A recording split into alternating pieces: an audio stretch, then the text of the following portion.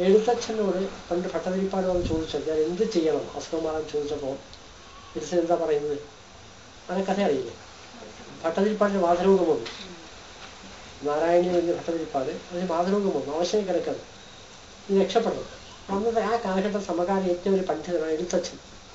അപ്പം എഴുത്തച്ഛൻ എന്ന് പറയുന്നത് നായർ സമുദായമാണ് അന്നത്തെ കാലഘട്ടം. നായർ സമുദായം. അപ്പോൾ ഭട്ടതിരിപ്പാട് നമ്പൂതിരി ബ്രാഹ്മണനാണ്. അളവ് ചോദിച്ചു എന്ത് ചെയ്യണമെന്ന് ചോദിച്ചപ്പോൾ എന്താ പറഞ്ഞറിയോ? മീൻ തൊട്ട് കൂട്ടണം എന്ന് പറഞ്ഞു. മനസ്സിലായി? മീൻ തൊട്ട് കൂട്ടണം എന്ന് പറഞ്ഞു. അപ്പോൾ സ്വാമിയുടെ പരിഹാസമാണെന്ന് തോന്നും. പക്ഷെ ബുദ്ധിമാന്മാരാണ് അവർ. ഇവിടെ തൊട്ട് കൂട്ടുക എന്ന് പറയുന്ന സമയത്ത് ഭട്ടതിരിപ്പാട് എന്ത് ചെയ്തു അതൊക്കെ മനസ്സിലായി. പക്ഷെ പോയ ആൾക്കാർ വിചാരിച്ചു എൽസിനെ കളിയാക്കിയതാന്ന് വിചാരിച്ചു. പക്ഷെ കളിയാക്കിയാൽ തൊട്ട് കൂട്ടണം എന്ന് പറഞ്ഞപ്പോൾ അദ്ദേഹം അത് മുതൽ മീൻ തൊട്ട് സാവധാനം തൊട്ടുക എന്ന് എഴുതി. അപ്പൊ ഇവിടെ കാണുക അത് തൊട്ട് കൂട്ടാതെ അർത്ഥം, തൊടാനും കൂട്ടാനും ഒന്നുമല്ല പറഞ്ഞത്. അത് മുതൽ വിഷയം ശ്രദ്ധിക്കാൻ തുടങ്ങി. അങ്ങനെ നാരായണീയം ഉണ്ടായി. ഇതുപോലെ ഇവിടെയൊക്കെ ചില കാര്യങ്ങൾ പറയുമ്പോൾ യഥാർത്ഥ ഉദ്ദേശം വരെയും ഇവിടെ കാണുക എന്ന് പറയുമ്പോൾ ദിവ്യമായ ചക്ഷുസ് കൊണ്ട് കാണുക എന്ന് പറയുമ്പോൾ കാണാനല്ല, അനുഭവിക്കണം. അപ്പൊ ഈ തരം കാര്യങ്ങൾ അങ്ങനത്തെ അതിന് യഥാർത്ഥ ഒരു സന്ദേശം വേറെ ഉണ്ടാവും. അത് മനസ്സിലാക്കി എടുക്കാനുള്ള ഒരു കഴിവാണ്. അത് ഏറ്റവും കൂടുതൽ ഒരുക്കി കുറേ സ്ഥാപനത്തിൽ ഗണപതി യാഗമൊക്കെ ചെയ്ത് ലഭിച്ച അവസാനം കൊടുക്കുന്നതാണ് പൂർവ്വദീക്ഷ. പൂർവ്വദീക്ഷയായ പൂർണ്ണമായി ആ സമയത്ത് ശൂദ്ര സമ്പ്രദായത്തിൽ ഇപ്പം സന്യാസ ദീക്ഷ കൊടുക്കും. സന്യാസിമാർക്ക് ദീക്ഷ കൊടുക്കുമ്പോൾ അതിൻ്റെ പേര് മാറ്റും. അപ്പം അതുവരെ ബ്രഹ്മചാരി ചൈതന്യം എന്നൊക്കെ പറയാം. പിന്നെ അതിൻ്റെ പേര് മാറ്റി ആനന്ദ എന്താ പറയുക സരസ്വതി എന്നോ പുരി എന്നോ അങ്ങനെ പേര് കൊടുക്കും യഥാർത്ഥത്തിൽ. ഇതുപോലെ ഈ ദീക്ഷ കഴിഞ്ഞാൽ അവർക്കൊരു പുതിയ പേര് കൊടുക്കും. അത് പക്ഷേ ശ്രീജ സമ്പ്രദായ രഹസ്യം സൂക്ഷിച്ചാൽ പരസ്യം പറയാൻ പാടില്ല. കാരണം അത് മന്ത്രം പോലെ സ്വകാര്യമാണ്. തൻ്റെ ശിഷ്യനോട് പറഞ്ഞു കൊടുക്കാൻ പാടില്ല ആ പേര്. നമ്മുടെ സമ്പ്രദായം ആനന്ദനാഥ സമ്പ്രദായം നമ്മുടെ ആ പേര് കൊടുക്കും. അത് എവിടുന്ന തുടങ്ങുക വെച്ചാൽ ഗുരുനാഥന്റെ ശരീരമുള്ള തുടങ്ങുക. കാരണം ദീക്ഷ കഴിഞ്ഞാൽ ശിഷ്യനോട് ഗുരുനാഥ ശരീരം എവിടെയും തൊടാൻ പറയും.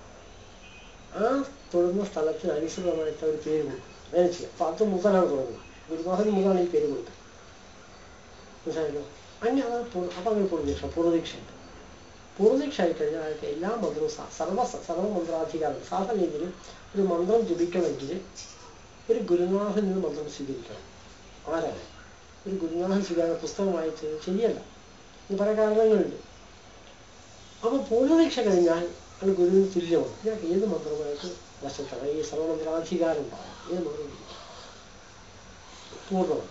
ആ സമയത്ത് ഈ ദീക്ഷ മുഴുവൻ എല്ലാ ദീക്ഷകളും കൂടെ കൊടുക്കും. അത് പൂർവ്വദീക്ഷ പേര് വാങ്ങിക്കാറ്. ആ സമയത്ത് മഹാഷോഡശി മന്ത്രം ആ സമയത്ത് ഉപദേശിക്കാം. തുടർന്നുള്ള ചില അതിനെ വിളിക്കാൻ ഉയർന്ന മന്ത്രങ്ങൾ വേറെയുണ്ട്. പരാപ്രസാദ മന്ത്രം തുടങ്ങിയ മന്ത്രങ്ങൾ. ആ മന്ത്രങ്ങൾ ആ സമയത്ത് ദീക്ഷ ഇവിടെ പൊതുവിധാന സമയം.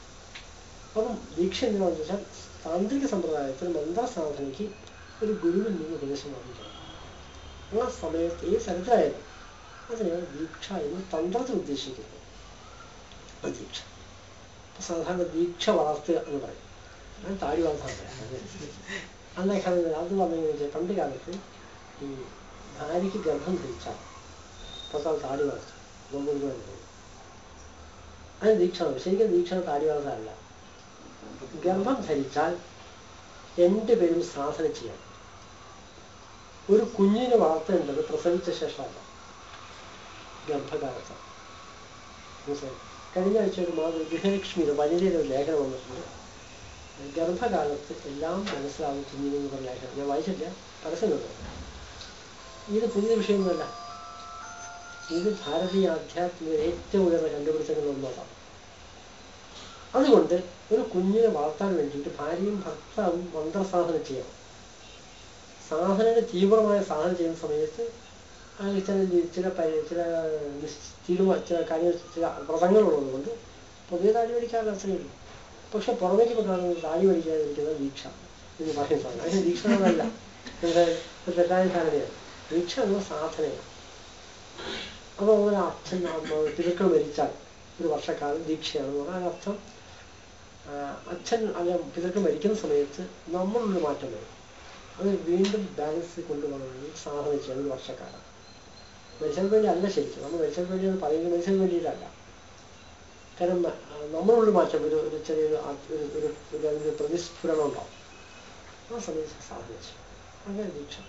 ദീക്ഷ. അപ്പോൾ ഈശ്വര ആരാധനയ്ക്ക് വേണ്ടിയുള്ള ആ ക്രമത്തെയാണ് ദീക്ഷ എന്ന് പറയുന്നത്. ദീക്ഷ എന്ന വാക്യാർത്ഥം ശ്രദ്ധാപൂർവം ചെയ്യുന്നതാണ് ദീക്ഷ. ദക്ഷത എന്ന് പറഞ്ഞ ശ്രദ്ധാപൂർവം ബോധപൂർവം ചെയ്യുന്ന ദീക്ഷ എന്ന് പറയുന്നത്. അപ്പം ഒരു മന്ത്രദീക്ഷ എന്ന് പറഞ്ഞാൽ ആ മന്ത്രത്തിലേക്ക് ശ്രദ്ധിക്കാൻ തുടങ്ങുന്നു. പൂർണ്ണമായ ശ്രദ്ധ എന്നതിന് ശരിക്കർത്ഥം.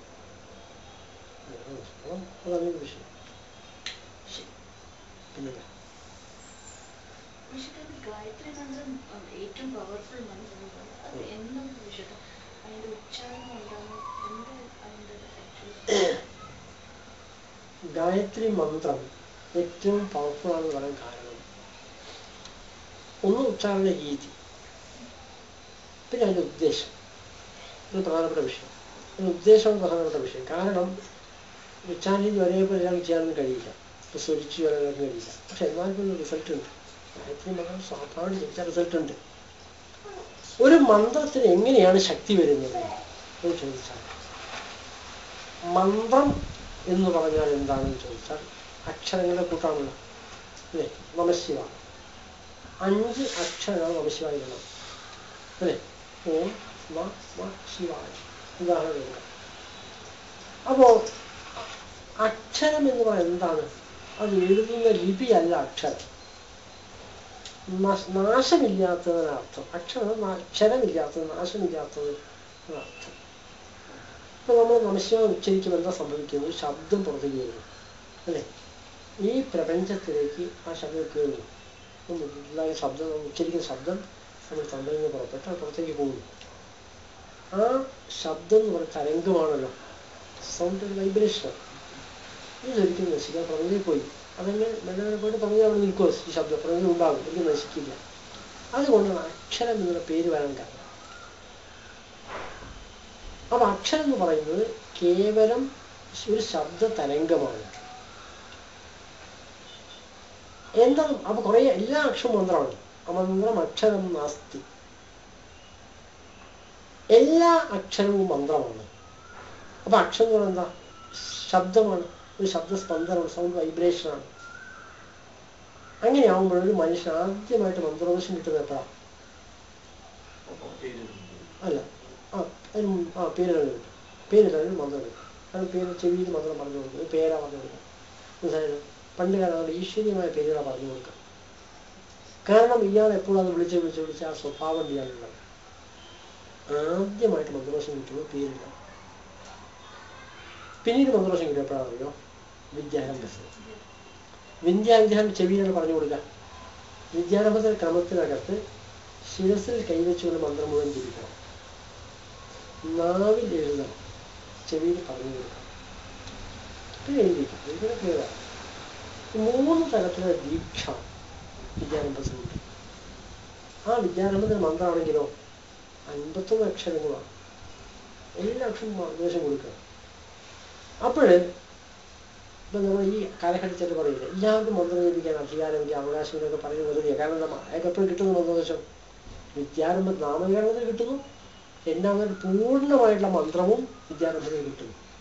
ഈ 51 അക്ഷരങ്ങളും ഒരു ദേവതയുണ്ട്. ഈ 50 അക്ഷരവും ഒരു ദേവതയുടെ മന്ത്രം. ഏതാ ദേവത അറിയോ? മാതൃകാ സരസ്വതി എന്ന് പറയുന്ന ദേവതയുടെ മന്ത്രമാണ് 51 അക്ഷരങ്ങൾ. മനസ്സിലായി? മാതൃകാ സരസ്വതി ദേവത, സരസ്വതിയുടെ പൂർണ്ണമായ രൂപമാണ് മാതൃകാ സരസ്വതി. ആ മന്ത്രം വെച്ച് വിദ്യാരംഭത്തിൽ കിട്ടുന്നുണ്ട്. എല്ലാ അക്ഷരവും ഉണ്ട്. ഇനി ഒരു പുതിയ മന്ത്രം കിട്ടിയാൽ ഈ അക്ഷരത്തിന് പുറമേ ഒരു ശബ്ദം ഉണ്ടാവില്ലല്ലോ, അല്ലേ? നിങ്ങൾക്ക് ഏത് മന്ത്രദോഷം കിട്ടിയാലും ഇതിൻ്റെ ഉള്ളിൽ അതിൻ്റെ മന്ത്രങ്ങളുടെ കോമ്പിനേഷൻ ഉണ്ടാവും. അപ്പോൾ ഒരു മന്ത്രം ശക്തി വരുന്നത് എങ്ങനെയാണ്? പ്രത്യേകിച്ച് ശക്തി വരുന്നത് എങ്ങനെയാണ്? അതിൻ്റെ കോമ്പിനേഷൻ വ്യത്യാസം വരുത്തും. ഇപ്പൊ നമശിവായ, നമശിവായ എന്ന് പറയുന്ന മന്ത്രം ഒരു പ്രത്യേക കോമ്പിനേഷനാണ്. ഓം നമോ നാരായണ വേറെ കോമ്പിനേഷനാണ്. മനസ്സിലായി? ഈ കോമ്പിനേഷന്റെ പ്രത്യേകത, ഈ അക്ഷരങ്ങളുടെ കൂട്ടിച്ചേരലുകൾ, അതിൻ്റെ പ്രത്യേകതയുള്ള ഒരു മന്ത്രത്തിന് ശക്തി വരുന്നത്. അപ്പൊ ഏത് മന്ത്ര ശക്തി വരുന്ന അതിൻ്റെ ഘടനയുടെ വ്യത്യാസത്തിനനുസരിച്ച് ആ മന്ത്ര സ്വഭാവത്തിന് വ്യത്യാസം വരും. മനസ്സിലായല്ലോ? അപ്പൊ എന്താ മന്ത്രം ജപിക്കുമ്പോൾ എന്താ സംഭവിക്കുന്നത് ചോദിച്ചാൽ, മന്ത്രം എന്ന് പറയുന്നത് ദേവതയാണ്. ദേവതയുടെ മന്ത്രമല്ല, മന്ത്രം ദേവതയാണ്. മനസ്സിലായല്ലോ?